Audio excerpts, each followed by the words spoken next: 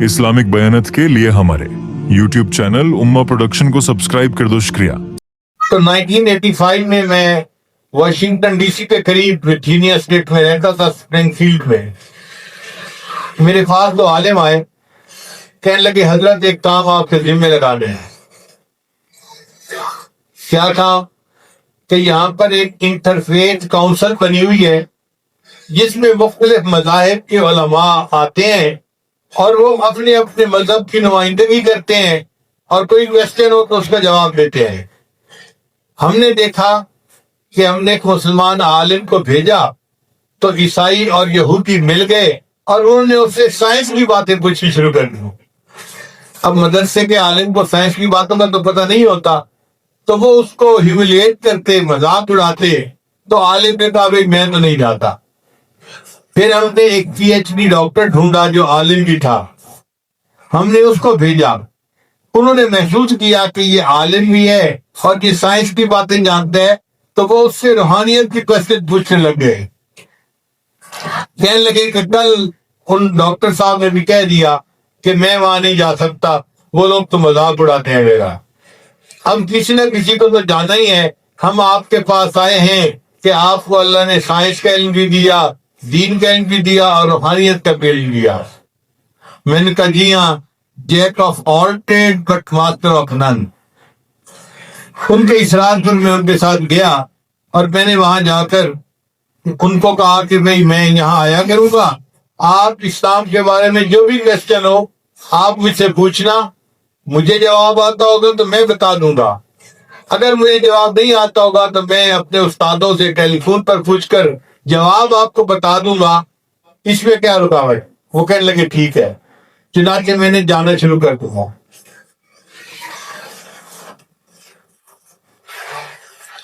जो यहूदियों का आलिम था ना, उनको कहते हैं रिबाई,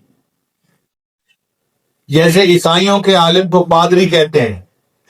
वो रिबाई बहुत तेज आदमी था। ओह, इतना ज़हीन, यानी सुपर इंटेलिजेंट आदमी था। वो बड़े गौर से मुझे आते जाते देखता रहता।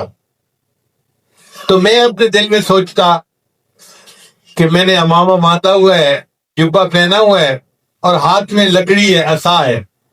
तो जब ये इस तरह मुझे चलते देखता है तो ये अपने दिल में सोचता होगा कि आज के जदीद दौर में भी अमेरिका में आसार कदीमा पाए जाते हैं। अपने तौर पे मैं सोचता था कि ये मुझे आसार कदीमा महसूस करता होगा। एक दिन मैं दाखिल हुआ कमरे में, तो वो मुझे देखकर कहता है you always come with a different respective look.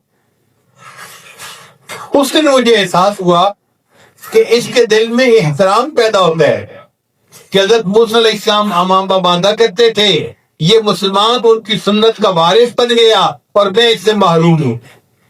हज़रत मूसा अलैहिस्सलाम जुब्बा पहनते थे, इसने मुसलमान होकर जुब्बे वाली सुन्नत पे अमल कर लिया और मैं नहीं कर सका। हज़रत मूसा अलैहिस्सलाम के पास असा था, असा का वारिस ये मुसलमान तो बन गया, हम न बन सके। इसलिए उसके दिल में अल्लाह ने इज्जत डाल दी। वो एहतराम के साथ देखता रहता था। खैर, एक दिन सेक्रेटरी ने पूछा कि नेक्स्ट मीटिंग का एजेंडा क्या है। मेरे दिल में अल्लाह ने बात डाली। मैंने कहा कि जी अल्लाह ने जितनी किताबें नाज़िल की हैं, हर दीन वाला अल्लाह के उस कलाम की तिलावत करके सुनाए, हम सुनेंगे। हम तौरात को भी सुनेंगे, इंजील को भी सुनेंगे, कुरान भी सुनाएंगे। तो वर्ड ऑफ गॉड को पढ़कर सुनाएगा। उसको ये चीज पसंद आई तो उसने लिख लिया। अब जब अगली मीटिंग हुई तो उसमें सेक्रेटरी ने मुझे कहा कि जी आप कुरान मजीद पढ़ के सुनाएंगे।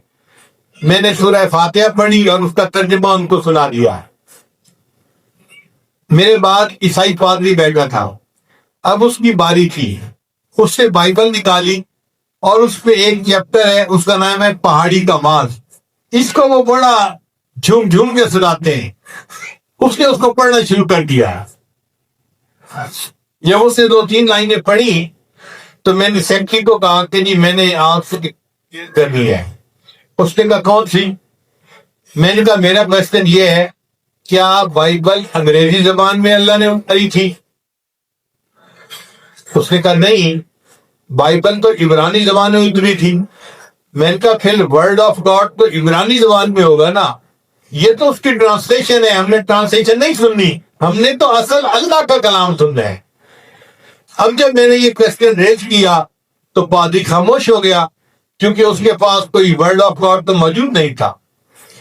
اس کے بعد وہ ربائی بیٹھا ہوا تھا، وہ تھوڑی دیر میری طرف دیکھتا رہا اور پھر دیکھنے کے بعد کہنے لگا mister Ahmed let me tell you loud and clear, یہ اس کے الفاظ ہیں، let me tell you loud and clear, کہ پوری دنیا میں صرف مسلمان ہیں جن کے پاس ورڈ آف گاڈ آج بھی محفوظ موجود ہے، باقی کسی مذہب والے کے پاس ورڈ آف گاڈ موجود نہیں، صرف ٹرانسلیشن موجود ہے۔ میں نے الحمدللہ اللہ کا شکر ادا کیا، اللہ آپ سے فرمایا انا نحن نزل الذکر و انا لہ لحافظون، بے شک اس قرآن مجید کو ہم نے نازل کیا اور اس کی حفاظت کے ہم ہی ذمہ دار ہیں۔ آپ کا ایک سبسکرائب ہمارے لیے حوصلہ ہے اور دین کی بات کو آگے پہنچانے کا ذریعہ بھی۔ براہ کرم چینل کو سبسکرائب کر دیں۔